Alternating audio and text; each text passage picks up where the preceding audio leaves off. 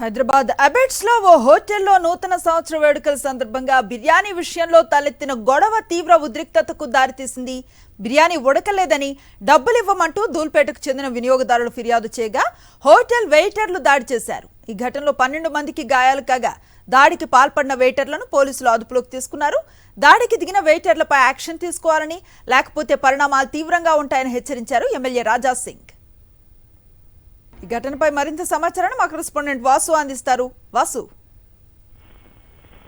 అనుశ్రీ, హైదరాబాద్ అబిడ్స్ లో ఉన్న గ్రాండ్ హోటల్లో బిర్యానీ విషయంలో జరిగినటువంటి చిన్న గొడవ అది చిలికి గాలివానగా వారి పెద్ద ఎత్తున పరస్పరంగా ఒకరిపై ఒకరు దాడి చేసిన స్థాయికి జరిగింది. ఈ నేపథ్యంలో కూడా 12 మందికి తీవ్ర గాయాలయ్యాయి.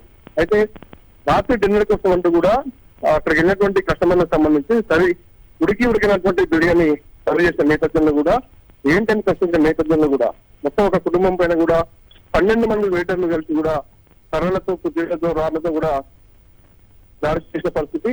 ఈ నేపథ్యంలో దాదాపు 10 మందికి పైగా తీవ్ర గాయాలయ్యాయి. వీళ్ళందరూ కూడా ఉస్మానియా ఆసుపత్రికి తరలించారు. దీనికి సంబంధించి కొద్దిసేపటి క్రితమే స్థానిక ఎమ్మెల్యేగా ఉన్నటువంటి రాజా సింగ్ స్పందించారు.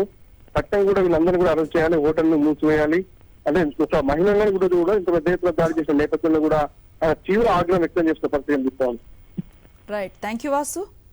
హైదరాబాద్ అబిడ్స్ లో ఓ హోటల్లో నూతన సంవత్సరం సందర్భంగా వేడుకల బిర్యానీ విషయంలో తలెత్తిన గొడవ తీవ్ర ఉద్రిక్తతకు దారితీసింది.